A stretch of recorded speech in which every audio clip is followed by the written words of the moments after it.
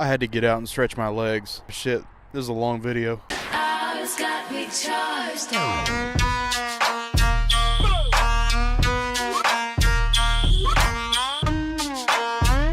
Good morning, everyone. Ever since my last video, you guys have flooded my YouTube with different links and resources on how to install emergency equipment on my car. And it really goes to show like how awesome this little community is, and you guys really pay attention to what I'm saying in these videos. And guys, I am trying my best. I am really trying my best to keep up with all the comments that you guys are leaving. It seems like every time I respond to one comment, like there's 3 more that have come in. So it's been like this never-ending cycle of trying to keep up with you guys and trying to respond to your comments and your messages and your Instagram messages, YouTube messages everywhere. I read every single one of them. I'm sorry if I don't get back to you. And some of the comments that you guys are leaving are absolutely awesome. Like, you guys are the reason why I stay motivated. This guy seems chill as fuck. More cops should be like you, man. They need to make all cops have a YouTube and subscribe to you. Wow, this guy's cool as fuck. You earned a sub. You guys are always so helpful and so supportive of what I'm doing, and I'm still, like, my mind is just blown that you guys still want to hear me yak as I drive down the road. I don't know what it's been lately, but there has been a huge increase in subscribers, and there's so many of you that are leaving comments like, holy shit, man,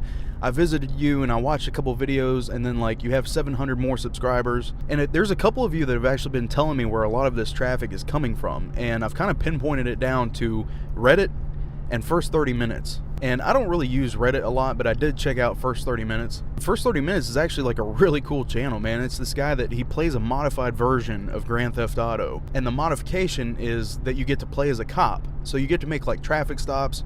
You respond to calls, like you respond to shootings. There's like active shooters and stuff like that. And the guy that does these videos is so calm the entire time. Like, there's an active shooter in the middle of the road. Here's how you kill him. The next time I make an arrest, I'm going to narrate it like First 30 Minutes. All right, sir, well, it's time to take you to jail. Just turn around and we're just gonna put these little handcuffs on. So yeah, if you guys want to check out First 30 Minutes, I'll put a link to his channel in the description below. That's another thing that you guys have been asking me a lot about, is when I'm gonna do a live stream video. I've really thought about it, and see, I'm really bad at gaming. Like, I'm not a good gamer. I got really obsessive about Battlefield 4 when it came out in October, I think it was 2013. So yeah, give me some time to figure that out, and I'll see how I can set up the live stream, and yeah, I'll be down, man. Okay, so in the last couple videos, I asked you guys, what do you want me to do a video on the most? I got flooded with requests for how to become a cop. Not necessarily just how to become a cop, but like, what's the process? What do I need to prepare for? What's the polygraph going to consist of? Stuff like that. Picture this as a digital checklist of what you need to do. And I could easily make this into a 2 or 3 hour video, and there's a couple of you that have told me to make longer videos. But the reason why I try to keep them so short is because people's attention span, mine included, are very short. So if I try to keep this like below 10 minutes, then I can usually maintain everybody's attention for that amount of time. If I go above 10 minutes, like, people don't give a shit. The number one piece of advice I can give to anybody that wants to get into law enforcement is do not rush getting into law enforcement. The bad guys are always going to be there. Whether it's 2016 or it's 3092, the bad guys will always be in existence. Always focus on your education first. And I know I sound like an old dad when I say that, but it's really true. Do you need a college degree to become a cop? No. In a lot of places you don't. In most places you don't. However, having a college degree is going to open more doors for you later down the road. Even if you think that you want to be a street cop for the rest of your life, I'm willing to bet 90% of you are going to change your mind after doing it 5 to 10 years. You need to have a backup plan. You need to have some other route so you don't get stuck where you're at. That's the biggest problem with cops, is they get complacent, they get stuck. Before you know it, you're 38 years old, you're too old to go into the federal government, and now you're stuck as a street cop. Now you're bitter, right? So you hate your job. Now you can't go anywhere else. You don't have any other skills, and you're stuck in the job that you're at. The second piece of advice I would give is to join the military. Veterans always get preference in the federal government. Another thing to remember about any government job is the application process is always going to be pretty lengthy. When I first applied for the city, the application was 34 pages. It took me almost a week to gather all the paperwork and documents that I needed and everything else to be able to turn this application in. When it comes to filling out your application, I will say this: be completely honest and make 10 copies. As far as making 10 copies, the reason why I say that is a lot of departments will lose your application because they want to see how dedicated you are to filling another one out. So when the time comes where you're calling them trying to check on your application and they're like, oh, I don't know, we lost it, you can be like, here, bitch, here's another one. I'm just kidding. Don't say that. Unless you don't want to work for the police department, then you can say that. The next question I get asked a lot about is prior drug usage. Guys, let me explain something to you. It is 2016 and every department understands the fact that almost everybody has tried weed. Most departments are not going to automatically disqualify you just because you smoked a blunt in high school. Now, if you were doing lines of cocaine off a hooker's ass with the Mexican cartel, that might be different. The biggest thing I feel like I need to reiterate is the fact that you guys have to be honest in your applications, and I will explain why. Police departments are a lot less likely to actually believe you if you tell them that you have never smoked marijuana, because so many people have. I can see you guys in a job interview right now. Applicant so-and-so, have you ever smoked marijuana?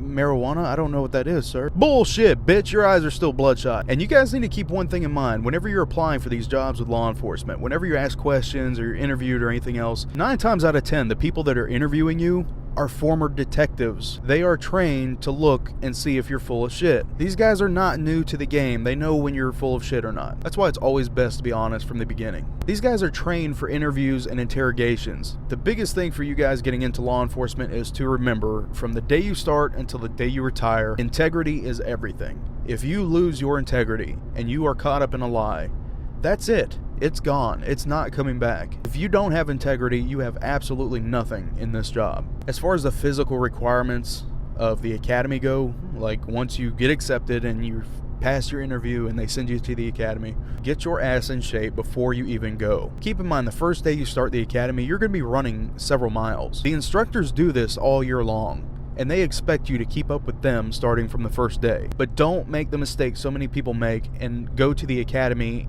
hoping that they are going to get you into shape. Every academy has different requirements, so I can't give you guys like a specific number or times that you're supposed to beat or whatever.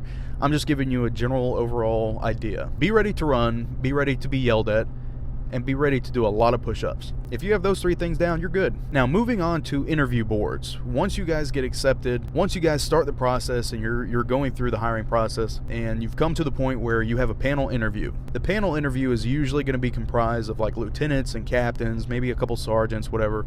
But it's usually going to be high-ranking people. Anybody in law enforcement that's watching my video right now and they've been on an interview panel before are going to laugh at this. For God's sakes, when you go into your interview room, do not say that you want to help your community. Every applicant says they want to help their community. Don't give generic answers that everybody else before you has given. Try to think of something unique. Try to think of what separates you from the other applicants. What makes you special? Oh, you want to help the community. So did the last 10 some bitches. Some of the questions they'll ask you are like, why do you want to be a police officer? Why do you want to work for this department? What separates you from other applicants? And they're also going to give you a lot of scenario questions. They'll put a scenario out there and they want to see how you're going to handle it, and then they're going to try to throw you off. They want to make sure that you're going to stick with the answer that you originally picked. But you need to be able to articulate why you picked that. And all that does is it translates to them, how is this officer going to act on the street? He's going to have to make a split-second decision when he doesn't know what's coming, and then when it comes time for court or writing his report, they want to make sure that you're able to articulate that answer. And it's not because we're trying to be sneaky, it's because we want intelligent people in this line of work. So for God's sakes, whatever you do, whatever decision you make, stick with it and be able to articulate it. Even if you know the shit is totally wrong, stick with it. Applicant so-and-so, what would you do if a house was on fire? Well, sir, I'd let it burn. Shit. You'd let it burn? Yeah. I wouldn't even call a fire department, man. Fuck that house. Okay, that was a really bad example, but you guys get what I'm saying. Guys, that is all for today. This is already going to be an extremely long video. I worked last night and I worked tonight, but I want to get a video out. If you guys have any other questions, leave them in the comments section. You know I'll get to them eventually. It's been real. I appreciate all my new subscribers that have come in. The best place to get a hold of me is going to be on the forum. If you guys want direct one-on-one contact with me, the forum is the best place to do it. I check that shit religiously. I go to sleep thinking about it and I wake up thinking about the same shit. Anyway, you guys are awesome. I appreciate the support, and I will see you guys soon. I don't know what my next video is going to be about yet, but I will definitely let you know.